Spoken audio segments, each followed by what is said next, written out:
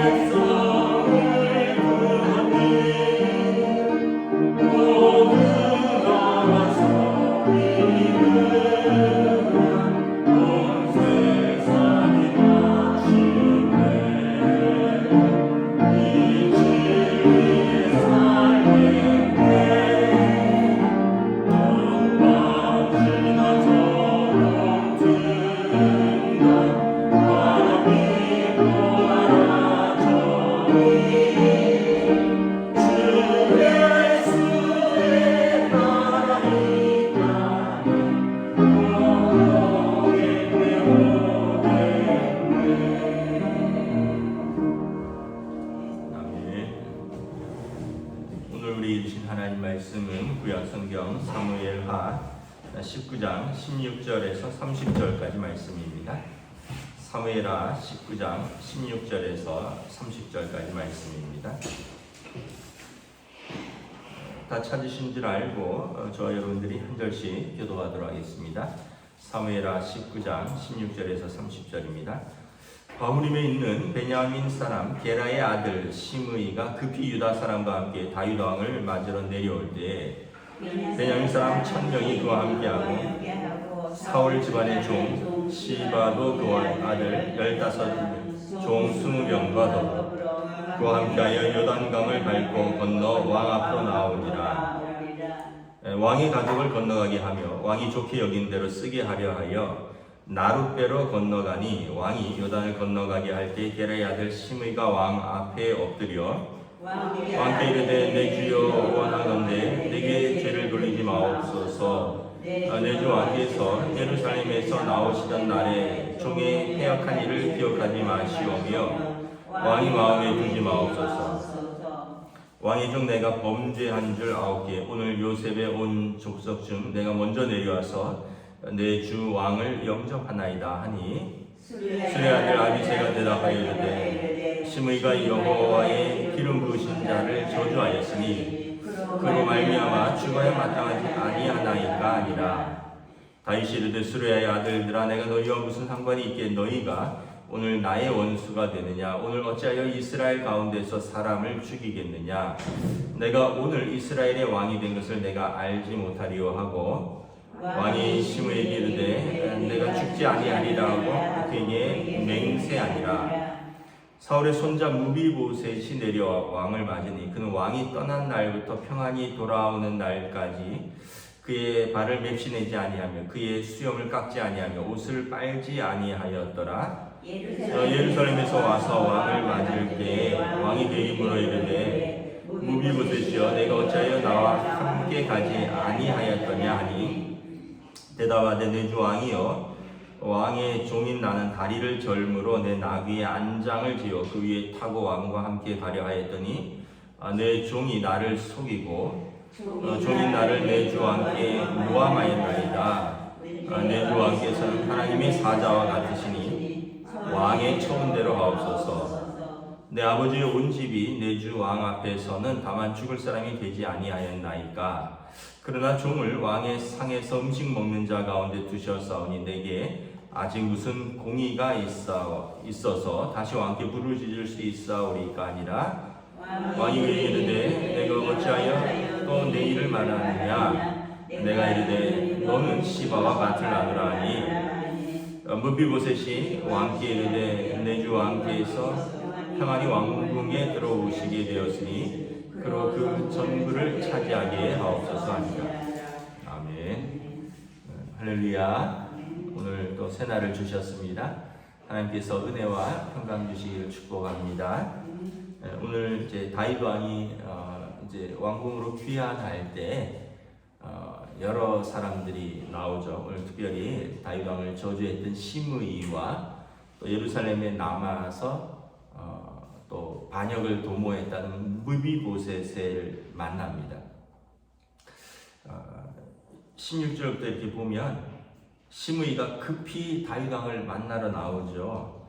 여러분 시므이가 뭐라고 이야기를 하냐면 19절 20절에 보면 내 주 왕께서 예루살렘에서 나오시던 날에 종의 패역한 말을 기억하지 마옵소서.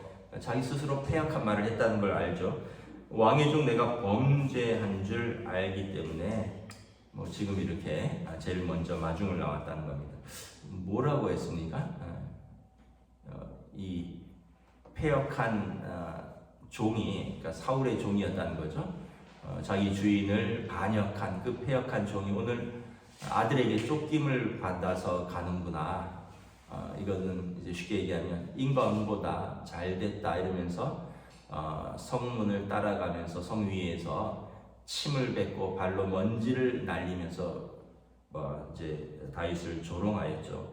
그때도 다윗의 장군들이 우리가 도망가지만 시므이 죽이고 갑시다. 그랬더니 다윗이 뭐라 그랬습니까? 놔둬라. 하나님께서 저를 통해서 내게 하신 말씀이 있는지 어찌 아느냐.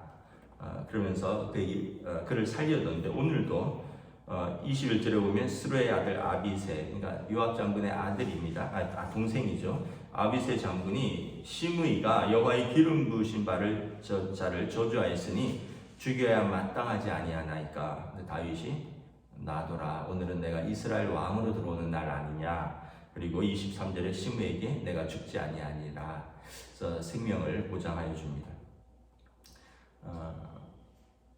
다윗 왕에게 좀 특별한 게 있는 것 같아요. 24절에도 보면 무비보셋이 또 왕을 맞이합니다.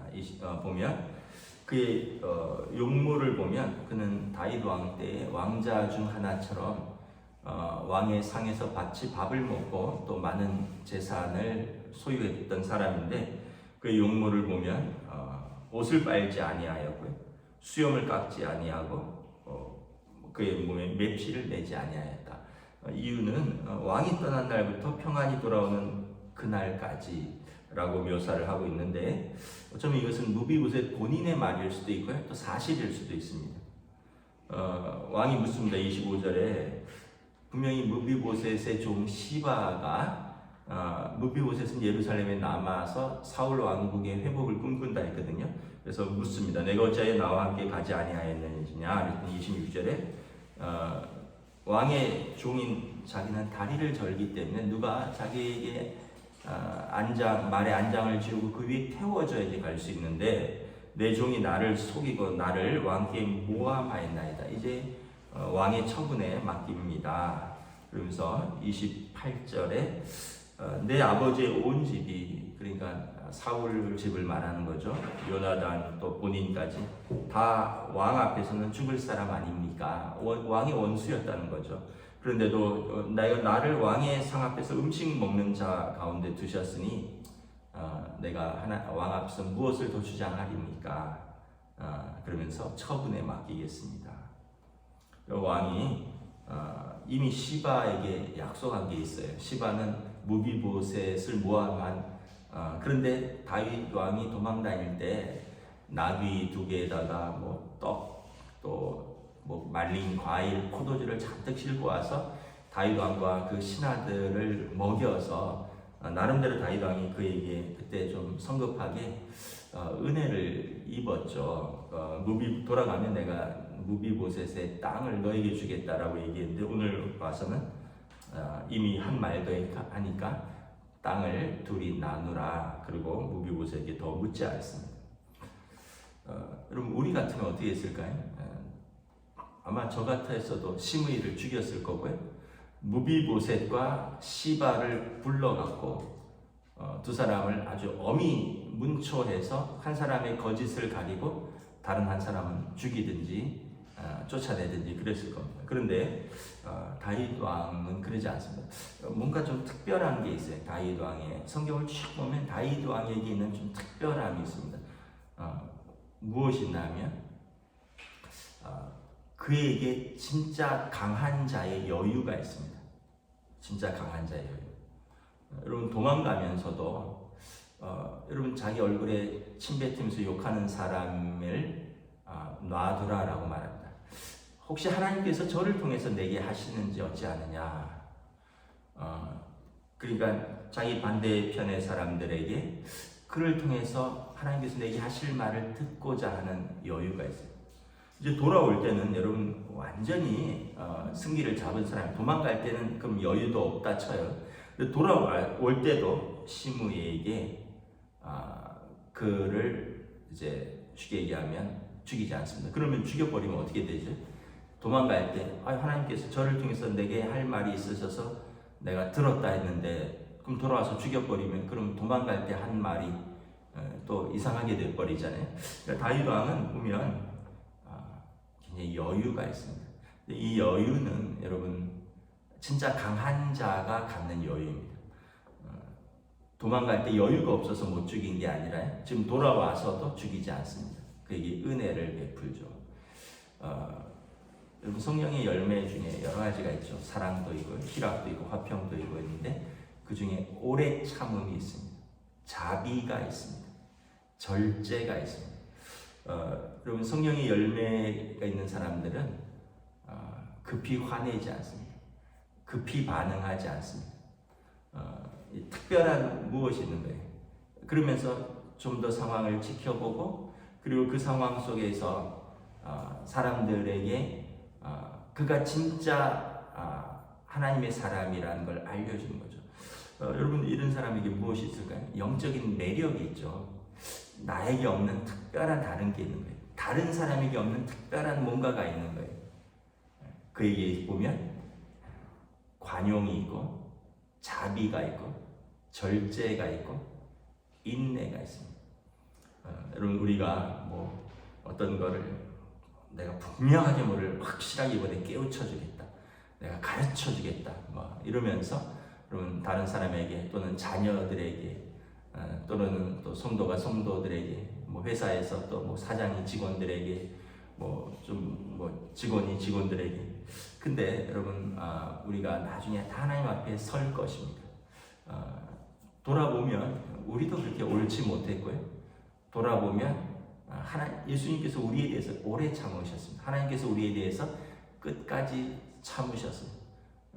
로마서 5장 8절에 우리가 아직 죄인 되었을 때 그리스도께 우리를 위하여 죽으심으로 하나님께서 우리에 대한 사랑을 확증하셨느니라. 하나님께서 우리 죄에 대해서 끝까지 사랑하셨고 끝까지 오래 참으셨습니다. 예수님께서 자기에게 주신 사람들을 사랑하시되 끝까지 사랑하셨습니다. 다윗 왕에게서 보면 이런 하나님의 성품들이 나옵니다. 끝까지 사랑, 자기에게 준 신하들, 자기에게 준 가족들 먼저 죽이지 않습니다. 심지어 반역했지만 압살롬을 살려두라고 그러잖아요. 다윗에게 있어서는 그런 좀 하나님의 성품들 같은 게 있어요. 끝까지 사랑하고 끝까지 책임지고 끝까지 인내하고 선으로 악을 이기는, 자기 성품대로 살지 않습니다. 자기 기분대로 살지 않고 자기 화나는 대로 살지 않고 그 상황 속에서 하나님의 뜻은 무엇인가. 물론 다윗이 실수한 것도 많고 잘못한 것도 많아요.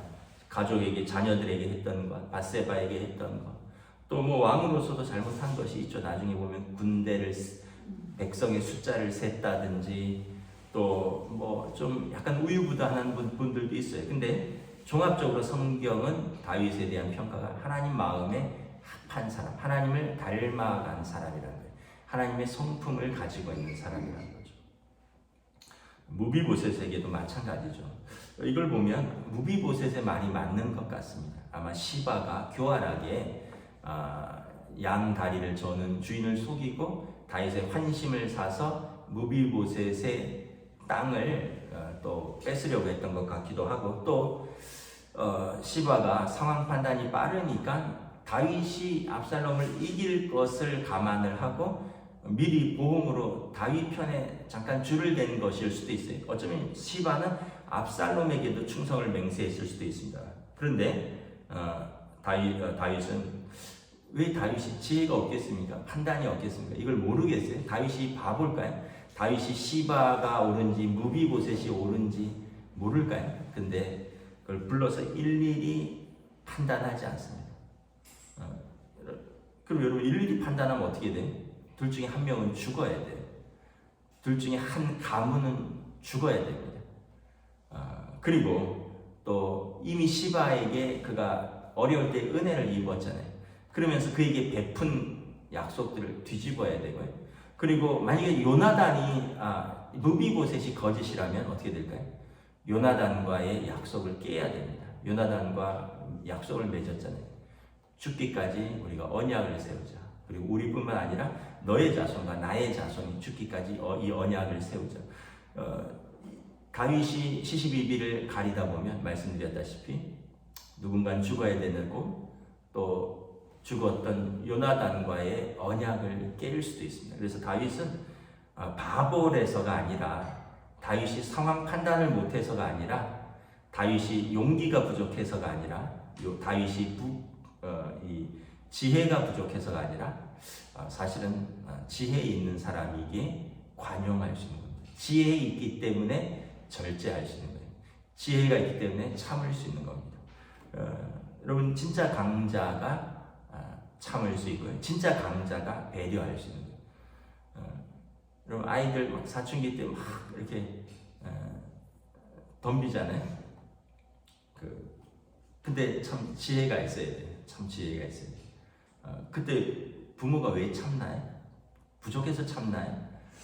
부모가 강자이기 때문에 참는 거예요. 이번에도 어디 세미나 갔는데 강의하시는 교수님이 자기 아들이 사춘기 때 그렇게 덤비더라고요. 하여튼 학교 안 간다 그러고 교회 안 간다 그러고 집에 와서 나에게 신앙을 강요하지 마세요. 나 예수 안 믿어. 막 그런다. 그래서 교수님이 자기가 참 목사고 자기가 교수인데 아들이 이럴 줄은 몰랐다. 그래서 불러서 얘기했대요. 그래도 우리 안 가도 되고 안 믿어도 되는데 예의는 지키자. 예수님이 너 친구니? 님자는 붙이라. 얘가 나 이제 예수님 안 믿어요.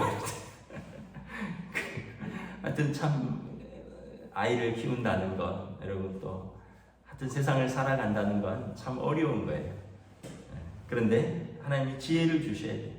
그 상황에서 어떻게 반응할 것인가, 그 상황 속에서 어떻게 인내할 것인가, 그 상황 속에서 어떻게 또 포용할 것인가, 그 상황에서 어떻게 사랑할 것인가, 그리고 그 상황 속에서 어떻게 하나님의 뜻을 추구할 것인가, 이게 지혜가 있어야 되는 거거든요. 여러분, 우리가 오늘 참 다윗의 영성을 보면 특별한 것이 있습니다. 여러 가지가 있지만 제가 볼 때는 두 가지인 것 같아요.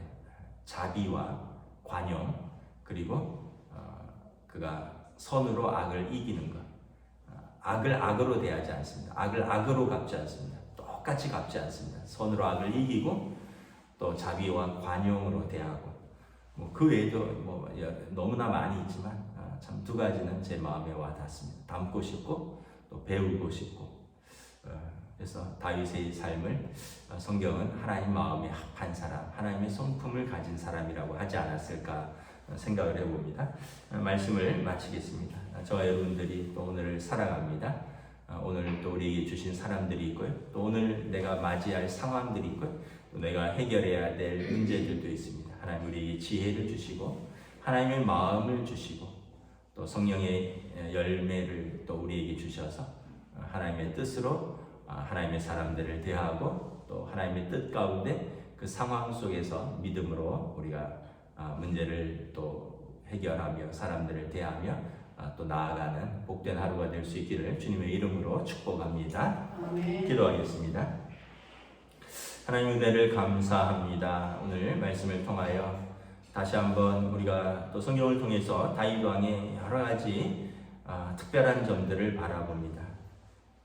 악을 악으로 갚지 않고 원수를 원수로 대하지 않고 그들로 하여금 스스로 부끄러웠도록 마치 성경에서 그들의 원수의 머리 위에 숯불을 쌓아 놓으라는 것처럼 그들에게 은혜로 대하고 또 그들을 통해서 하나님의 뜻은 무엇인가 그가 또한 살피며 또 하나님의 성품 자기에게 주신 사람들을 왕으로서 끝까지 또 참고 또 수용하고 그러면서 모든 사람들에게 자비로운 왕, 사랑이 많은 왕, 그러나 또 하나님의 뜻 가운데 순종하는 왕, 그러한 왕의 리더십을 보여주는 것을 바라봅니다.